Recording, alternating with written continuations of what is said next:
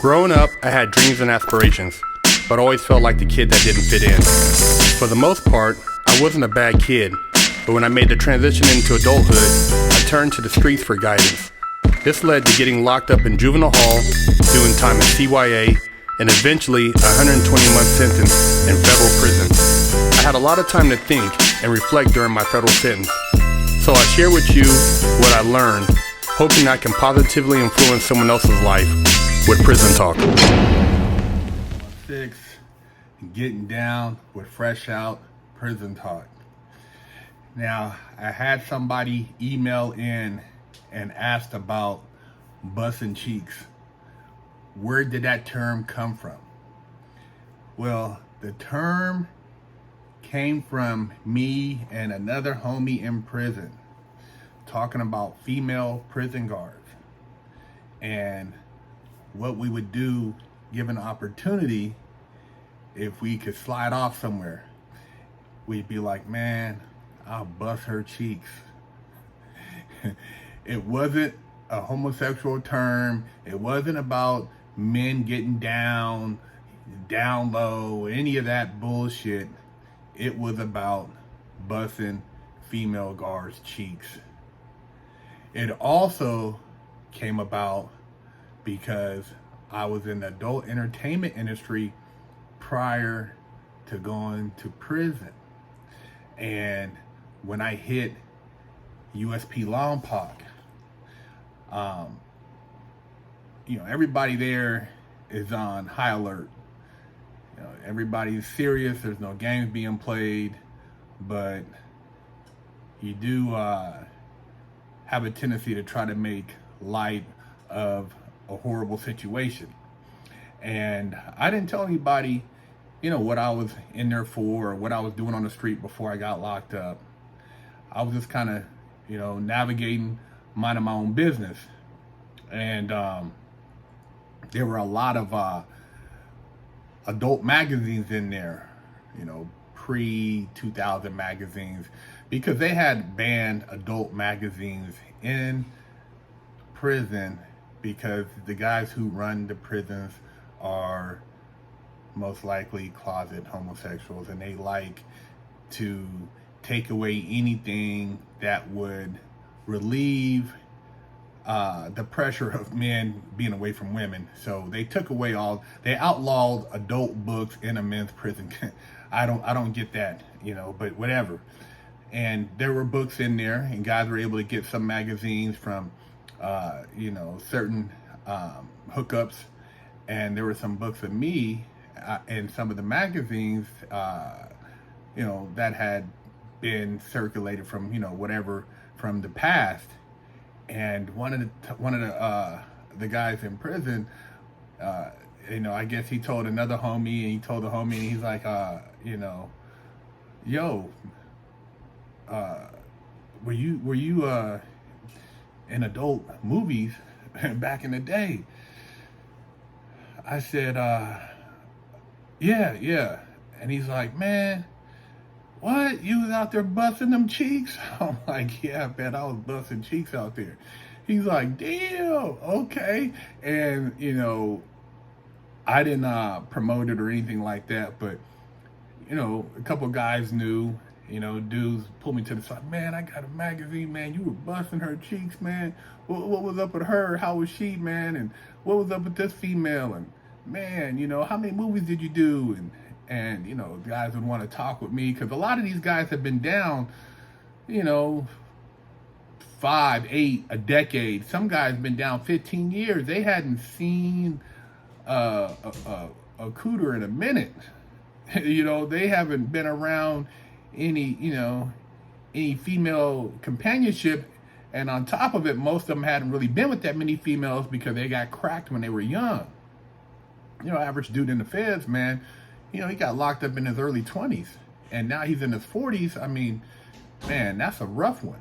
So, sometimes dudes like, man, let's go walk the track, man. I want to holler at you, man. And, they would walk the track with me, and want me to share stories about, what's it like on the set. And, some dudes would want to share, some female relationship, issues they were dealing with, and what's going on with this, and how would I handle that, and I was kind of like a a makeshift Dr. Phil for a few of the guys in there.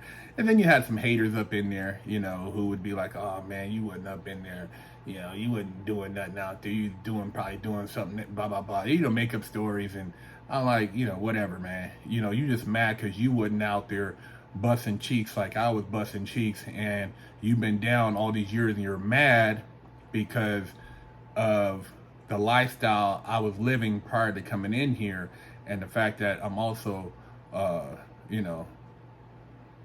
bank robber that was putting in work. Not to brag, but I wasn't no commercial gangster. I was out there on some, what I considered some gangster time at the time. But, there's bigger gangsters, whatever. But had I been in there on some, just to put it in perspective, on some credit card stuff or some really soft stuff, dudes would have took that I'm soft, and the fact that I was out there busting cheeks, they would have thought that I could be victimized, and wasn't no victimizing Big Herc up in prison. Dudes want to hate, talk shit, but it wasn't going down. You'd have to, you'd have to remove me permanently in order for something like that to happen. Wasn't going out like that. And it was definitely something that played in my favor. Also, with networking with the inmates, and then, some of the guards, because, somebody leaked it to one of the guards, and I happened to come through laundry, and, the laundry is a very important connection in prison. You get, the right clothing, you get new stuff, new underwear, new socks, towels, washcloths. Otherwise, you get used drawers, used socks, tore up boots. I mean, they'll do you dirty, man. Laundry is a powerful position. It's a powerful position in prison because you can get away with a lot of stuff, and a laundry hustle will make you a lot of money. For prison money, per se, because you can hustle stuff, and it's not a really tedious job, but you can make moves in the laundry room. So I'm coming through laundry, and the inmate's like, hey, Big Herc, I was telling you about, he was out there busting them cheeks. And the guard said, man, you was busting cheeks, you was doing the movies out there. I'm like, yeah. He said, man, hook him up with all new shit, man. Hook his ass up. I'm like, okay. He's like, yeah, man, you was representing out there. And so, they hooked me up, and all new laundry and stuff, man, towels and stuff. Ain't nobody's asshole been on my stuff. And then, the guy behind me, he's like, hey, man, throw him a regular sack. And the dude looked, and he's like, I didn't stutter, hook him, give this guy, give him a roll over there. And I'm like, I just kept on pushing. But that's how they get down, at these spots, especially USPs, when, certain status, come about. And, that's where Buffin Cheeks originated from. The homie inside the feds, at the USP was like, oh man, you was buffing them cheeks out there. And then me and the other homies would be like, we see a guard, female, and would be like, man, I bust her cheeks, man. And you would just like fantasize. And she wasn't anything to pursue on the streets, but she was prison pretty, and prison pretty means that in light of all the barbarians you're around, you would, go the extra mile to get an opportunity to bust this female guard's cheeks. So just to clarify, because I know guys is like, oh man, Mr. Cheek Buster, this and that. Look, nigga, I wasn't messing with no man. My record's clean from juvenile hall to YA. Wasn't no weird shit on my jacket. A lot of these cats are closet, down low dudes. Some of these cats play it off, get out, and act like they good. Wasn't me. I wasn't on no weirdo shit. I ain't never been on no weirdo shit. And that's the history of the term busting cheeks. No, no pun if you guys are into, getting down with another man. That's your business. I have no qualm with that. That's not my thing. That could be your thing, but that's not where the term busting cheeks came from. Now, however you decide to apply it in your personal life, more power to you. Bust them cheeks. But that's not where it came from over here on Fresh Out. It came from the homie seeing me, by accident in an adult magazine, and he was like, "Man, you were busting cheeks out there, female cheeks."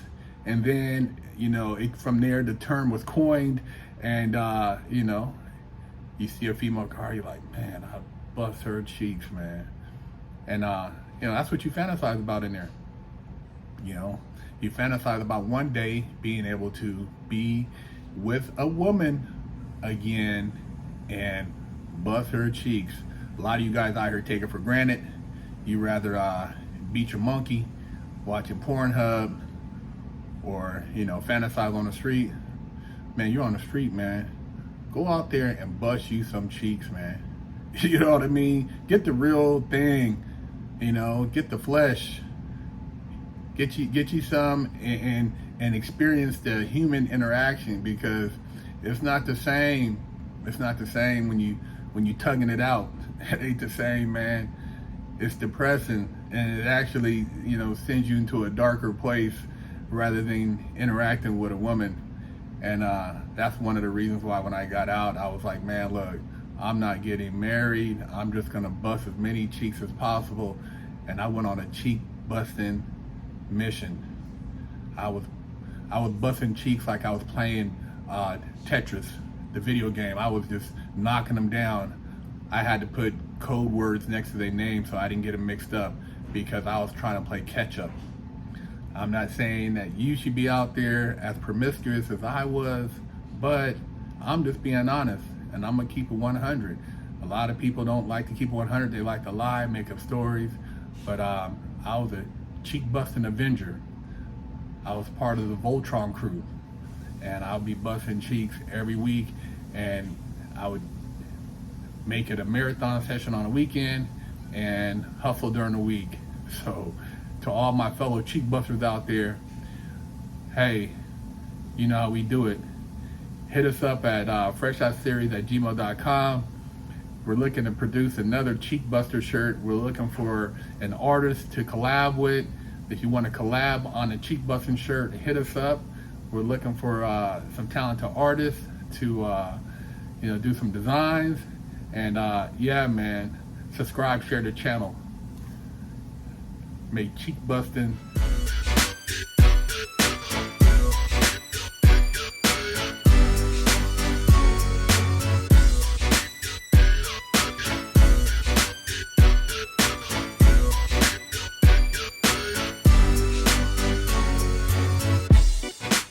Lockdown's over.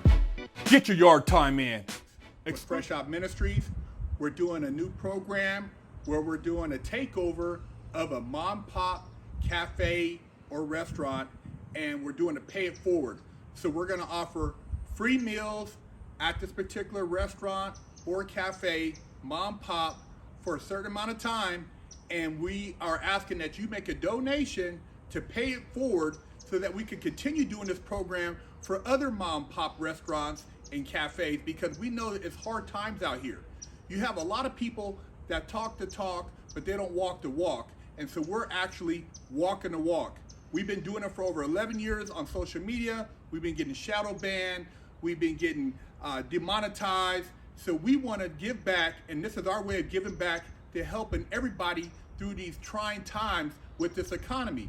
A lot of churches, they got $100 billion, and you don't see them out here helping the people who are in times of need, but they're still taking in the form of donations. But how's it helping the community? We want to build a community sense where we help each other. We can all overcome. You can't sit around wait for somebody to save you. You got to save yourself. And this is the way you do it. So by us being able to do these takeovers with Fresh Out Ministries, with the mom pop restaurants and cafes, we want to be able to film, talk to you guys, get your feedback on what's going on right now in society. Hopefully you guys find it in your heart to donate. This donation, which is a pay it forward, will allow us to do other mom pops around the country eventually. But right now we're going to be in Southern California and Los Angeles, Orange County. So hey, reach out to your local businesses there.